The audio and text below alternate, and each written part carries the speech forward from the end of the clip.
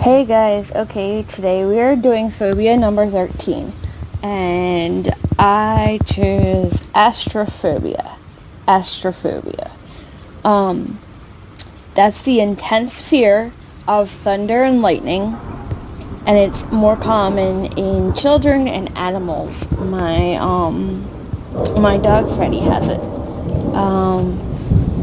I obviously don't have it, but, not that many adults do.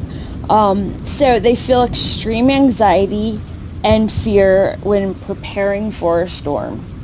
So here's a little clip of a little storm we're having. Comment below.